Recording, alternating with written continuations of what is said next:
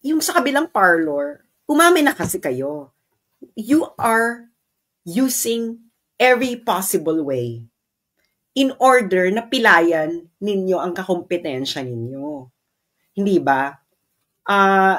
That is what you're doing.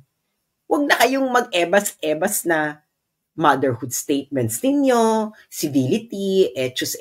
Hindi rin makayo civil sa online. Grabe nga kayo makapanlait ng mga tao eh. Hindi ba? Tapos pag na-resbakan kayo, na-barda back kayo, na-barda back to you kayo. Ang taray nun, no? Pag na-barda back to you kayo, ng mga inaalipusta ninyo, magagalit kayo, iiyak kayo, kayo bigla ang victim. Pinapadown yung ibang pages, etc.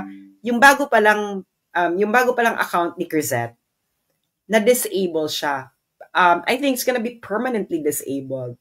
Why? Because they are banning her. Kakaiba yan. Parang mangyayari sa kanya ngayon yung nangyari kay Lorraine.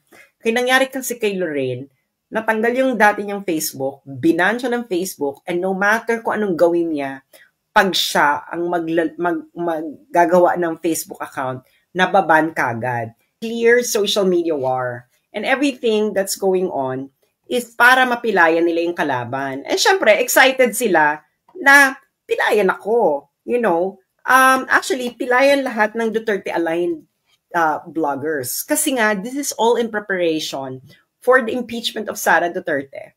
Kasi gusto nilang i-dominate ang social media.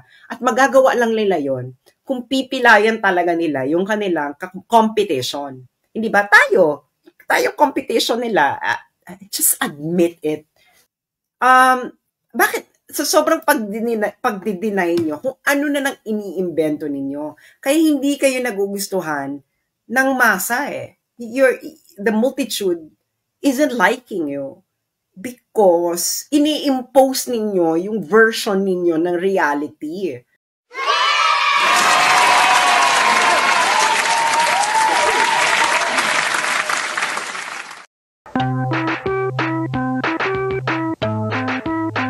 Call a spade a spade. Okay? Dahil para malaman natin ang konteksto ng mga kaeksenahan sa buhay na nangyayari ngayon. Hindi ba? Ang title ng ating video for tonight ay Social Media War in the Philippines. Ayan, Social Media War in the Philippines. Dapat ito ay malaman ng lahat. Okay? At syempre, i-connect natin ito sa sa nangyari today, sa worldwide global celebration ng birthday ni PRRD, di ba? Ni dating Pangulong Duterte. So, paki-share muna ito, kalabit na ang kanina pa naghihintay ng live. Ang dami nagre-request sa comment section. O, ito na, nasa na kayo, mga friends? Okay. So, ngayon, nakita nyo naman, grabe ang dagsa ng tao sa iba't ibang dako ng daigdig. Hindi ba? Ito nga, nagulat ako, no? Papakita ko sa inyo kung hindi nyo pa ito nakikita. Pati sa isang kontinente na alam naman nating walang nakatira, may mga Pilipino pa lang nandoon. Okay? May mga Pilipino pa lang nandoon. Hulaan nyo kung anong kontinente yon. Ang makahula ay magkakajowa. Okay? Ayan. Okay. So, yung mga hindi nakahula, bahala na kayo. Okay, so ito ay pinost ni Eldan Jardine Mabayo. Okay, palakihin natin si Eldan. Okay. Ito nakikita nyo, no? Dito niya, pinost niya to. Puntahan muna natin kung sino si Eldan. So, si Eldan ay, ano ba to? Mga seaman ba to or something? So, ayan, pinost nila. Hindi ko pa ma-verify kung bakit sila nandyan sa Antarctica.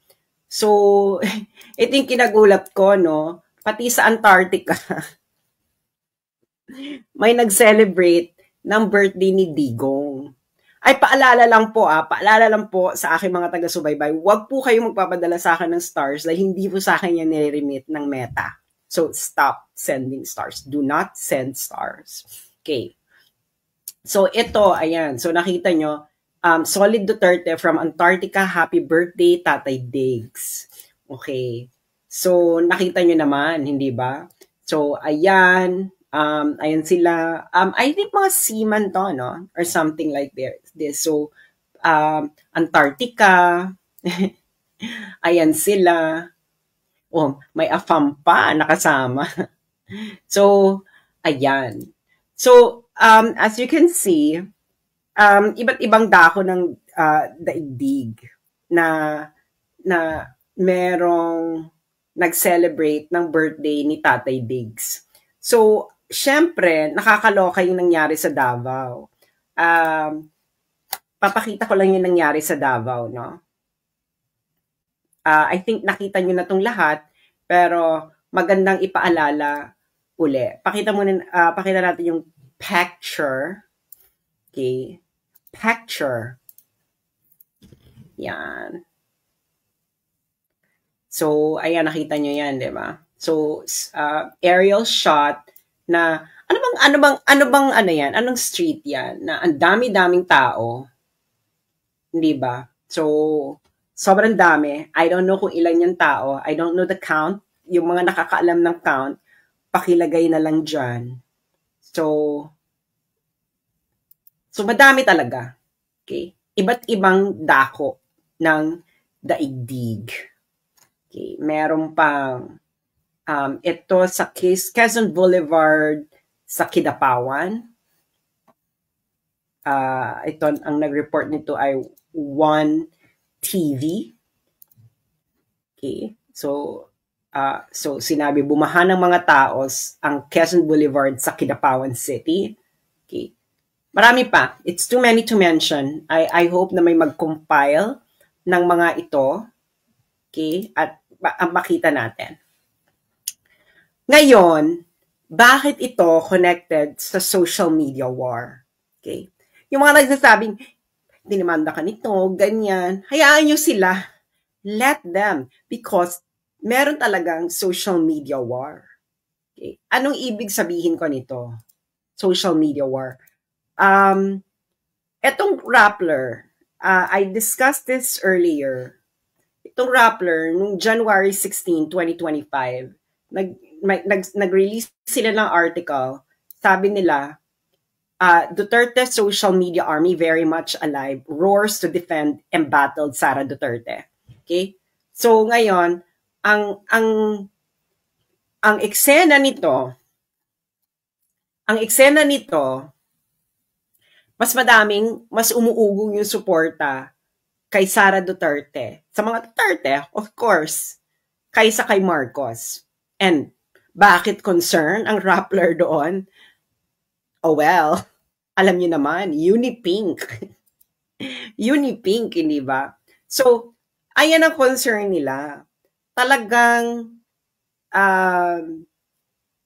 nakikita nila na dominated ng Duterte supporters ang Facebook, lalo na ang Facebook and TikTok.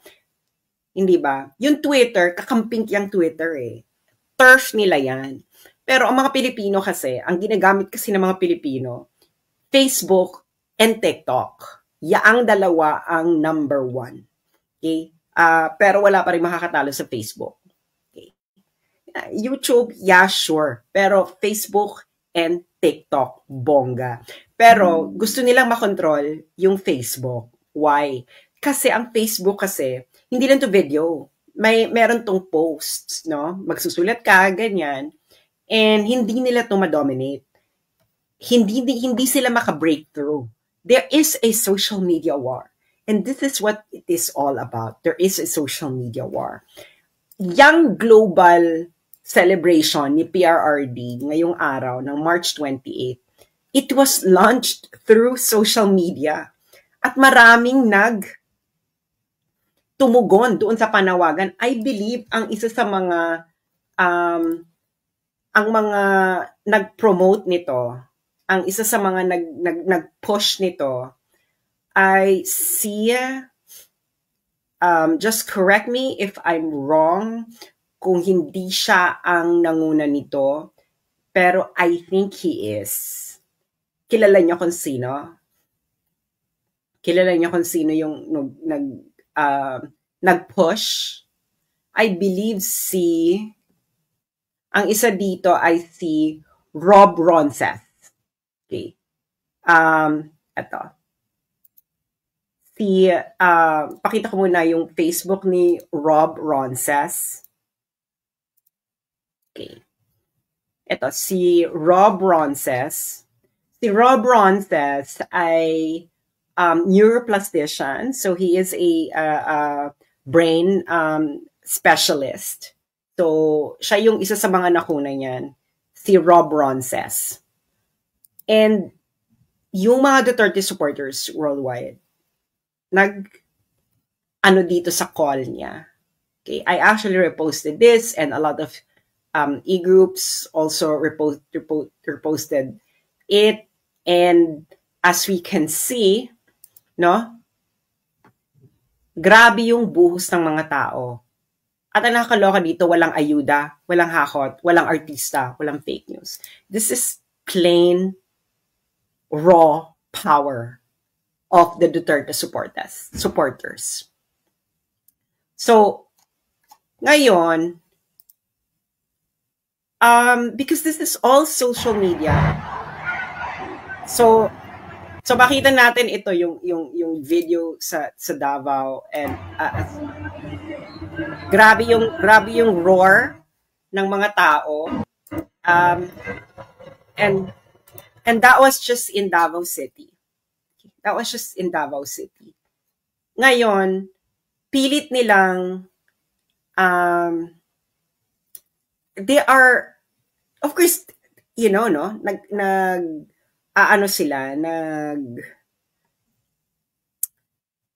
they're trying to minimize what's going on. Kung ano-anong mga excuses, etc. ng kabilang parlor sa nangyari ngayong araw na to. But the truth is, that's pinapatunayan na ang Duterte supporters, hindi po ito fake. Hindi po ito yung tinatawag ninyong troll farm. Kasi, baka kayo yung troll farm. Kasi, naalala po namin, na di ba may nakulong din naman sa inyo, mga kamping, si De Lima. Bakit wala naman kayong ganyang global, worldwide celebration of birthday of Laila De Lima? Ilang beses nag-birthday si Laila De Lima. Wala rin, nung nahuli siya, dead ba din naman kayo? Wala naman kayong national, di ba? Iba't ibang cities na ganyang kadaming tao para mag-rally behind your hero or even for Maria Ressa. Hindi ba? So, alam na natin kung nakanino ang suporta ng taong bayan. Now, merong isang aktivista, I don't know kung nasa Human Rights Watch pa rin siya. Sabi niya, hindi raw siya makapaniwala na he couldn't believe that Filipinos will be celebrating the birthday of a mass murderer. Ganyan ang kanyang ebas. Kanya may ebas-ebas niyang ganyan. Ang nakakaloka kasi dito, no, doon sa aktivista na yon, I believe his last name is Conde. Dumaan kasi yan sa wall call. So, ako naman ay napataas ang kilay. Parang, why can't you believe that a lot of Filipinos all over the world will celebrate it? Hindi ba? Nakalimutan niya ba to? Ha? Nakalimutan ba nila to? Nakalimutan ba nila yan? Na nang natapos ni President Duterte ang kanyang termino, according to the SWS, ang kanyang net satisfaction rating is plus 81. Inquirer pa, nireport pa ng Inquirer. Plus 81. Anong tawag nila dyan? Record high. Ibig sabihin, historic. So, bakit ka na-surprise na maraming may gusto kay President Duterte? bumaba siya sa pwesto plus 81 ng kanyang net satisfaction rating. This is unheard of. Kaya nga historic high eh. Diba? Historic high. So ngayon,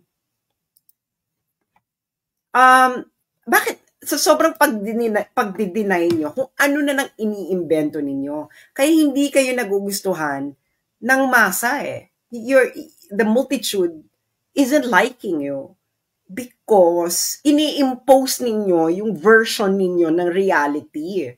No? Marami kayong, you have all these theories in mind, highfalutin words, motherhood statements. Pero why don't you come down to earth? Go down from your high horses. Para naman makita ninyo kung ano talagang nangyayari. Diba? Bakit mahal ng mga tao si Duterte? Pero kasi kayo, instead of telling the truth of the people, you are imposing your version of reality, thinking na yung version nyo ng, and the worst is, you're believing in your own propaganda. Kaya nga natatawa na lang yung mga tao sa inyo at nagagalit. Kasi, hindi kayo fair. Yan ang totoo. Bakit kung fair kayo, naging fair lang kayo, di sana hindi nagagalit sa inyo ang taong bayan ngayon. But the thing is, you're not fair. You are laughing at the people who don't eat the same table ninyo. Diba? Kayo ay puro na lang motherhood statements, ganito, ganyan, but you don't really understand the pulse of the people. Hindi ba? You don't really understand the Filipino people. You're imposing your own version of their reality. Now, bakit ko sinasabing naloloka sila sa social media war? As again, i-present ko tong Rappler, no? Rappler.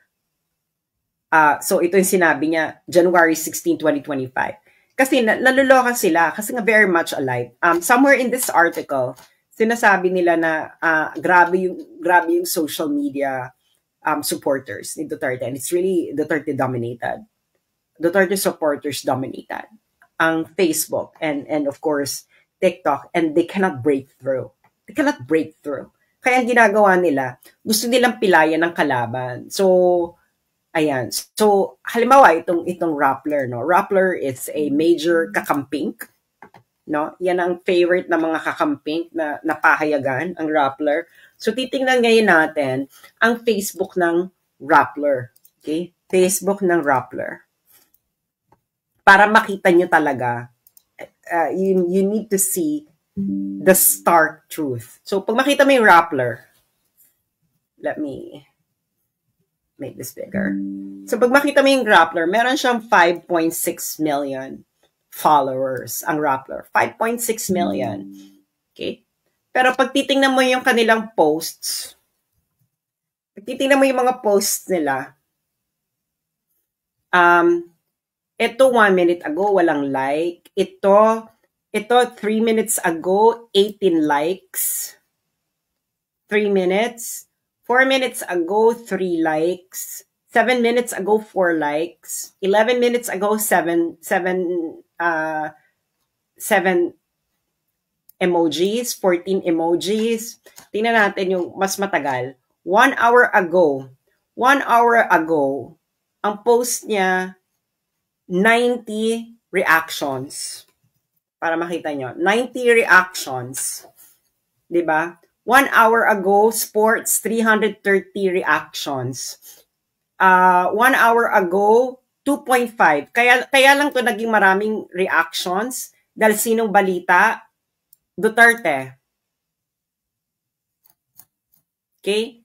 Ito, proclamation rally 1 hour ago, hindi about Duterte, 60 reactions. Okay? Ito, sports. Dapat ito, malaki ito dahil sports. 1 hour ago, 313 emojis. Ito, Davao City, Duterte. Okay? 62 reactions. Nagigets ninyo ba? About Lenny, despite heavy rain, Lenny, ang bagong team. Ano to? Ang bagong team, Naga? Okay, Unipink. Anyway, so 5.8 reactions. Okay, 5.8 reactions in 1 hour. Diba? Carry. Ayan, carry po, diba? So, ayan ang kanyang mga eksena. Ay, syempre, Unipink, no? 204. Anyway, so, pag makikita nyo, no? Parang, if you have 5.8 million followers, bakit yung pang-reaction mo parang pang-ordinaryong Facebook profile? Okay? So, titingnan natin yung kanyang mga videos. Okay? Kanyang videos for today. So, ito, this is about Vico Soto. Vico Soto is just really famous. So, tingnan natin yung kanilang mga latest videos. So, March 28, 420 views, 311 views, ano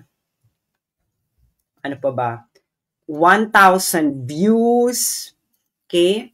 So, 607 views, 1.2 views, okay, 37.7 views, 6.7 views, 19.1 views, what else? Okay, 12.6 views, 26,000 views, 25.6 views, 39.1 views, 13 views. Tapos tingnan mo naman, meron siyang infighting seen among Duterte supporters. So, bakit kailangan mo i-report yan? Hindi ba? So, they really want to report something bad about the rally. That's all what they want to do. Kasi nga, pag wala silang mga ganyan, hindi sila magkakaroon ng views. Kita mo, pag Duterte lang talaga yung balita nila, ang dami nilang views. And of course, Vico Soto. Because, well, as of the moment, love ng mga tao si Vico Soto. Di ba? So, halimbawa ito, ang susunod na si Vic Soto announcing ng susunod na presidente ng Pilipinas ay si Vico, yung kanyang anak. Okay, fine. Bata pa si Vico. He's promising, but let's see. Hindi pa tapos ang bago pa lang siyang mayor. Anyway, so ngayon, so tingnan na, meron dito so that we can compare. So makikita niyo talaga yung social media war. Pero kung Rappler ang nag-endorse kay Vico Soto, parang alam na natin. Okay, so let's see. Halimbawa ito. Okay. So ito yung kanilang ginawang video. 56 seconds na nga lang. About yung final ni Shelo. So 3 days ago, 30,000 views lang. 30,000 views. Okay. Nakigets nyo, 30,000 views. Ngayon, meron din akong ginawang video niyan. In response doon sa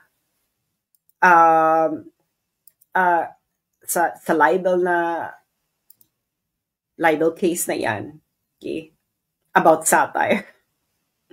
Now, papakita ko sa inyo kung ilan, pareho rin yun kasi on the same day kong ginawa eh. Okay? This is it. Ang title nun is Learn from Ukraine. Okay? So, yung kanila, 39,000. Sabihin na natin 40,000. I'm generous. Diba? So, ito, ilan yung views na nito? And it's 3 days ago. 3 days ago then. 3 days ago, learn from Ukraine. Ayan, learn from Ukraine. This is the response video. So, ako, yung response ko doon, 3 days ago, pareho din ng araw, 798,000. Yung kanila, 30,000. Nagigets ninyo? So there is a clear social media war. And everything that's going on is para mapilayan nila yung kalaban. And syempre, excited sila na pilayan ako. You know, actually, pilayan lahat ng Duterte-aligned bloggers. Kasi nga, this is all in preparation for the impeachment of Sara Duterte. Kasi gusto nilang i-dominate ang social media. At magagawa lang nila yon kung pipilayan talaga nila yung kanilang competition. Hindi ba? Tayo competition nila. Just admit it. No? Tigilan nyo na kami. You are a corporate media. And alam natin, ang corporate media, it needs audience in order for it to actually have sponsors. You actually need audience. But the thing is, kung i-benchmark kayo sa mga social media personalities, baka nga bumaba yung premium ninyo. Kasi ano naman point na mag-advertise sila sa inyo? Hindi ba? Kung maliit naman yung audience nyo as seen from your engagement. Now, speaking about engagement, I'm just gonna show you our latest metrics. Okay? Papakita ko lang sa inyo ang ating pinaka-latest na metrics. Kasi nga nagugulat din ako dito because I'm actually surprised. Okay? So ngayon, ito na ang ating latest 3-month metrics. Let's see. Okay. So ito yung number of views. Okay. This is now our 3-month views. This from December 29 to March 28. Okay. So ibig po sabihin po ng views, ito yung number of times na yung content ng aking profile has appeared on the newsfeed, diba? Pag magbubukas ka ng Facebook, pag kinlik mo yung home mo, makikita mo ng iba't ibang feed, no? So, for 3 months, ang aking Facebook, ang aking content ay nag-appear, nag-display sa feed ng nag-display sa feed ng 425,992,676 for the past 90 days. And previously, the past 90 days, so 180 days ago, 99 million. So nakikita nila, grabe yung exponential increase. And they actually can see this. Because makikita mo ito pag may Meta business account ka. So, ito yung nag-appear, no? So, halimbawa, makikita mo yan dyan. And that is the first thing that you want to happen for your post to appear on the news, appear dun sa homepage ng Facebook, no? So, yung akin, 425,992,676.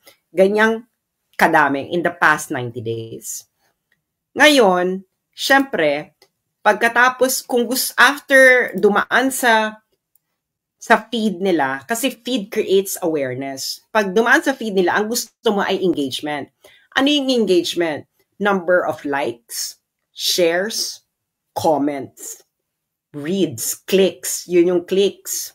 Siyempre, pag kinlik mo yung see more, click yon. Okay? Number of reads.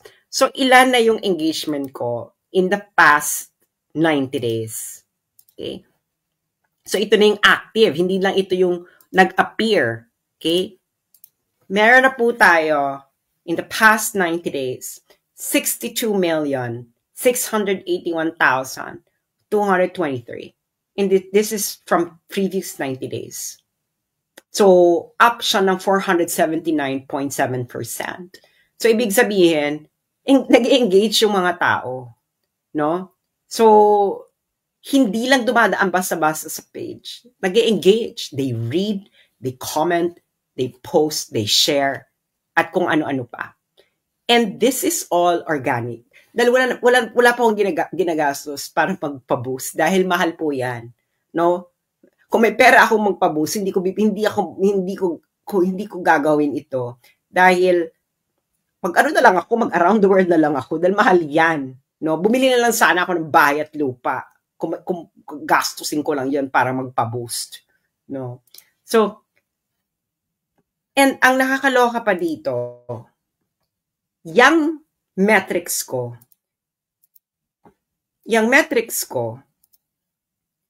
is only delivered out of a follower base of 596,000 followers. Nakita niyo yung sa Facebook, sa Rappler, 5.6 million. Yung akin, 569,000. So ngayon, magtataka ka, sino ba ang may totoong followers?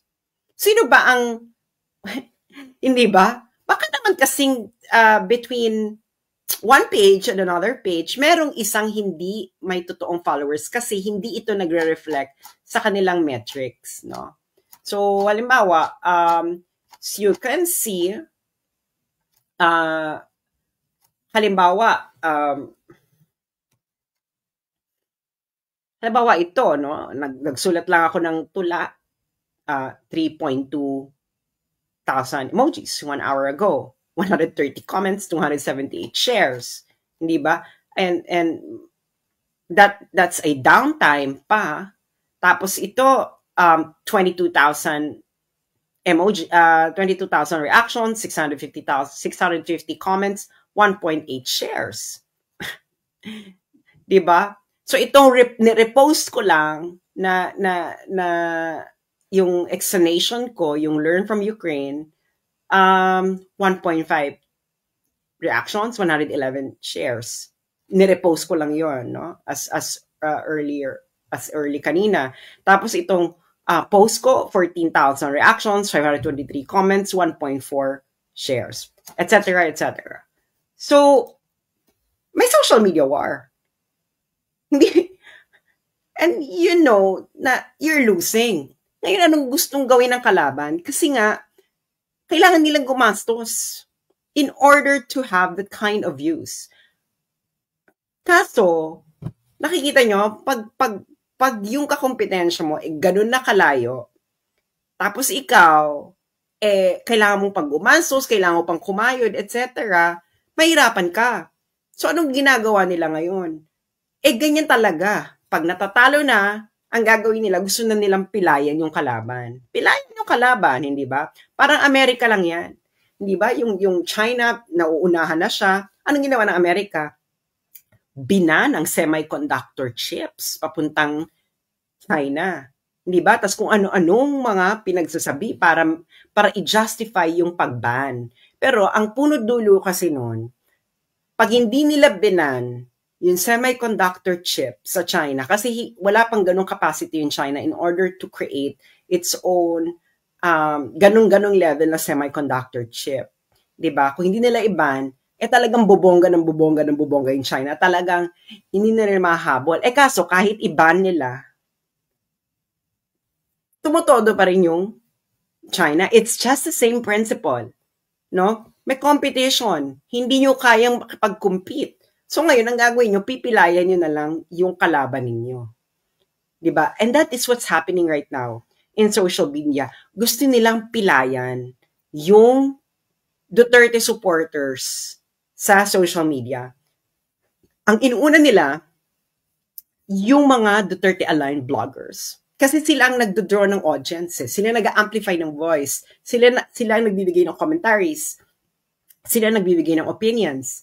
Hindi ba? Sila yung nagiging megaphone ng Duterte supporters. And ako isa sa mga megaphones ng Duterte supporters. Kaya, anong gusto nilang gawin sa akin? Gusto nila akong pilayan. Kasi alam na nila yan, hindi ba? Do you remember, during the administration of Duterte, 3 kami noon. Si Mocha, si Thinking Pinoy, saka ako. Kami yung tinatawag nila dating the Big Three. Di ba? Si Mocha kasi naglaylo na. No? Lumagay na sa tahimik. And that's her choice. Yung isa naman, na-co-op na. So, ka na lang natitira. And I think Mocha is going to go back again, no? I hope, girl, bumalik ka na uli. And now, syempre, gusto nila akong targetin. They really want to do everything in order to target me. Sinabi ko nga sa inyo, merong tanim inciting to sedition na pinapadala sa akin sa kay Maharlika. And of course, Maharlika is another huge media personality, pero ang kanya talagang audience sa YouTube. So, nakikita ninyo yung gusto nilang gawin. Di ba? Gusto nilang pilayan ang Duterte-aligned bloggers. Kasi pag tiningnan mo yung engagement ng kanilang bloggers, wala talaga. They are not drawing audience. Baka nga pati sarili nilang mga kakamping, hindi sila pinapanood. Baka hindi sila pinapakinggan. Hindi sila ganun ka-engage. Kaya nga, kita mo ton, anong nangyari ngayong March 28? Itong March 28, pinakita na hindi na totoo ang supporters ni PRRD sa social media. Kasi itong March 28 na global worldwide celebration ng birthday ni Duterte, this is a social media driven movement. Nagegets ninyo? Kaya ngayon nakikita nila, can you imagine, nagsusulputan sa iba't ibang cities sa Manila, sa Davao, sa Cebu, sa iba't ibang dahon ng daigdig, and it is social media driven. Pure social media driven, organic, no central organization, it is just one force, no? Para siyang iba't ibang river. Iba't ibang rivers coming from different directions and heading to one ocean. And we are just starting. March 28 pa lang. Can you imagine, 1 month na? No, halos mag-1 month na, tuloy-tuloy pa rin ang panawagan ng mga taong bayan. And this will just grow bigger and bigger as time goes by. So, ngayon, yung sa kabilang parlor, umamin na kasi kayo. You are using every possible way in order na pilayan ninyo ang kakompetensya ninyo. Hindi ba? That is what you're doing. Huwag na kayong mag-ebas-ebas na motherhood statements ninyo, civility, etos. Hindi rin makayo civil sa online. Grabe nga kayo makapanlait ng mga tao eh. Hindi ba? Tapos pag na-resbakan kayo, na-bar the back kayo, na-bar the back to you kayo, ang taray nun, no? Pag na-bar the back to you kayo, ng mga inaalipusta ninyo, magagalit kayo, iiyak kayo bigla ang victim. Pero ang totoo niyan, hindi nyo kinakaya ang social media dahil nasanay kayo sa inyong sheltered lives. That is the truth to it. Diba? Na-bar the back to you. Diba? Bar the back to you. Diba? So ngayon, ayaw niyong lumaban na ng patas. Hindi ba? Kasi nga, pag sa patas na laban, talo kayo eh. Kasi sa social media, patas to eh. Mag-upload ka, magsalita ka. Everyone can do that. Hindi ba? Everyone can do that. Hindi mo may impluwensyahan ang Facebook, although some of you do that, di ba? Pinapa-down yung ibang pages, etc. Yung bago pa lang account ni Crisette, na-disable siya. I think it's gonna be permanently disabled. Why? Because they are banning her. Kakaiba yan. Parang mangyayari sa kanya ngayon yung nangyari kay Lorraine. Kaya nangyari kasi kay Lorraine, natanggal yung dati niyang Facebook, binan siya ng Facebook, and no matter kung anong gawin niya, pag siya ang maggagawa ng Facebook account, nababan kagad. And I believe it was because of what they requested for Facebook to do. Kaya nga ako, no, maybe they're trying to do it to my account. Maybe they will succeed, maybe they will not. Pero ito lang, isa ko lang masasabi sa inyo. Um, ang Duterte supporters, hindi po yan, hindi po yan katulad ng mga organisasyon na pag tinanggal mo yung leading voice, mawawala na yan. We are just a megaphone of our readers. Ako, I get to know my readers. You know, some of their point of view, I agree, some I don't. And most of the time, nagkakasundo naman kami. Kahit naman yung readers ko, binabarda ako. Wala pa akong pakialam sa bardahan. Sanay tayo sa bardahan, no? Ngayon, kung ayaw nyo pang i-recognize na there's a social media war and gusto nyong pilayan yung kalaban ninyo, kayong mga nasa kabilang parlor, ganyan ang gusto nyong gawin sa amin. Pilayan kami para kayo ang manguna. Well, always remember, yung readers namin, very active to. Kaya nga tumataas ang engagement namin eh. Kaya nga tumataas ang views because they're very active. Do you really think na pag tinanggal nyo kami, itong mga to ay lilipat sa inyo? I'm pretty sure gusto nyo itong mga lumipat sa inyo, di ba?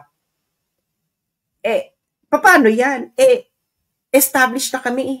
Magti-10 years na. 2016 ako nagsimula, magto-2026 na. Established na. So kahit tanggalin nyo kami, itong mga to, good luck kung kayo ang pakikinggan. Hindi ba? Magagalit lang lalo sila sa inyo dahil alam nila kayo ang may kagagawan. Sino pa ba? Hindi ba? Sino pa ba? And instead, ang ginagawa nyo kasi, yung ginagawa ng mga Democrats sa US, yung nilalait yung mga supporters ng Republican, nilalait yung mga supporters ni Trump, akala ng mga Democrats sila na ang bonggang-bongga dahil sa sobrang lakas ng panlalait nila, tinatawag nilang BOBO, ang mga supporters ni Trump, tinatawag nilang STUPID. Kaya, tapos, syempre, dahil nga sobrang ingay, sobrang malakas manlait, sa sobrang at feeling ng mga Democrats sila ang cool, di ba? Yung ibang Trump supporters, tahimik na lang. Pag tinatanong sila kung sino sinusuportahan nila, sinasabi nila na di sila mahilig sa politika. Pero true enough, supporters sila na Trump, hindi na lang nila sinasabi. So, ngayon, hindi ito nag-reflect. So, akala ngayon ng mga Democrats, ay wala nang supporters si Trump. Mananalo si Kamala Harris, maraming supporters si Kamala Harris kasi pag pumunta ka ng mga streets, maraming magsasabi ng Kamala, Kamala, Kamala. And then, anong ending? Nung election, Lot-Lot de Leon. Diba? Na Lot-Lot de Leon, na Lot-Lot and Friends. Si Kamala Harris. At naloka sila sa dami at lakas ng bumoto kay Donald Trump. Bakit nanalo si Donald Trump? Bakit? Kahit ganyan siya, kahit ayaw siya ng mga Democrats. Dahil si Donald Trump, sinasabi niya, konektado siya dun sa totoong issue, the real concerns ng taong bayan. Diba? Wala kasing motherhood statement si Donald Trump eh. He is very raw. He just say it what it is. Whether you like it him or not, that is his charm. Hindi ba? Hindi siya katulad ni Kamala Harris na paikot-ikot na motherhood statements, etc. na sawa na doon ng taong bayan. Ang gusto ng tao ngayon ay common sense. Hindi ba? Common sense. Diyan kayo natatalo kayo sa common sense. You know why? Because you live in a world of theories. But the people live in social reality. If the social reality of people do not match your theory, kahit gaano pa katamis, kalalim ang pinagsasabi mo, kung ang hugot niyan ay hindi hugot sa social reality ng mga tao, wala yang maniniwala. Dahil kapag ikay nagsasalita, diba? I think this was, ang nagsabi nito ay isang African leader. I can't remember if it's Nelson Mandela. Ang sabi niya, if you speak a language that people know, you will reach parang you will be able to convince their brain, parang ganyan.